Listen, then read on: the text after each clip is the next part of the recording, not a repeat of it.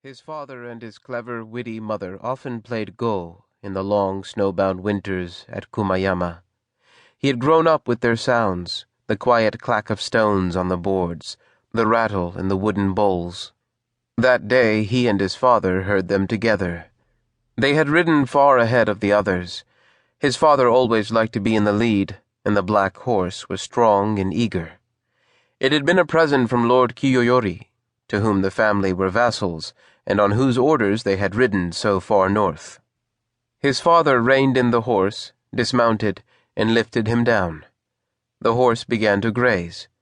They walked through the long grass and almost stepped on the fawn, lying in its form. He saw its dark eyes, its delicate mouth, and then it was on its feet and leaping away. He knew the other men would have killed it had they been there, but his father laughed and let it go. "Not worth Ameyumi's time," he said. Ameyumi was the name of his bow, a family treasure, huge, perfectly balanced, made of many layers of compressed wood with intricate bindings.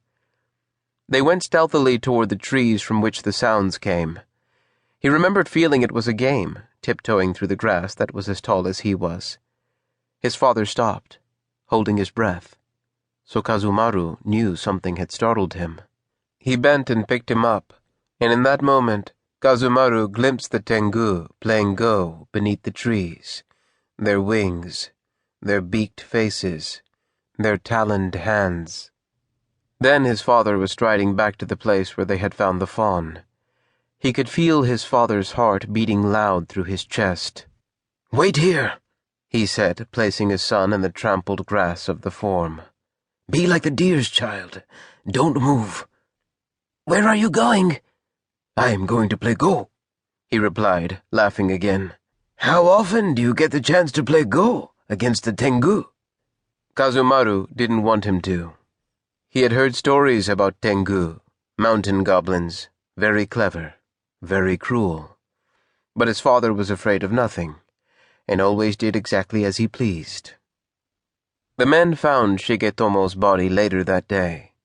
Kazumaru was not allowed to see it, but he heard the shocked whispers, and remembered the beaks, the claws as the Tengu flew overhead. "They saw me," he thought. "They know me." When they returned home, Sademasa reported that his older brother had been killed by wild tribes in the north. But Kazumaru knew, no matter who actually killed him, that he had died because he had played Go with the Tengu and lost. The news of his father's death plunged Kazumaru's mother into a grief so extreme, everyone feared she could not survive it. Sademasa pleaded with her to marry him in his brother's place, saying he would bring Kazumaru up as his own son, even swearing an oath on a sacred ox-headed talisman. "Both of you remind me of him all the time," she said. "No, I must cut my hair and become a nun, as far away from Kumayama as possible." As soon as the winter was over, she left, with hardly a word of farewell, beyond telling Kazumaru to obey his uncle. The family held a small parcel of land, confirmed by Lord Kiyoyori, on the side of the mountain known as Kumayama. It was made up of steep crags and deep, sunless valleys, where a few rice paddies had been carved out on either side of the rivers that tumbled from the mountain, between forests of cypress and cryptomeria, full of bears, wolves, serow and deer, and boars, and groves of bamboo, home to quail and pheasants. It was 7 days' journey east of the capital, and 4 days in the other direction from the Miboshi stronghold of Minatogura. As the years went by, it became apparent that Sademasa was not going to keep his oath. He grew accustomed to being the Kumayama lord and was reluctant to give it up. Power, along with unease at his own faithlessness, unleashed his brutal nature. He treated his nephew harshly, under the pretext of turning him into a warrior. Before he was 12 years old, Kazumaru realized that each day he lived brought his uncle fresh disappointment that he was not dead.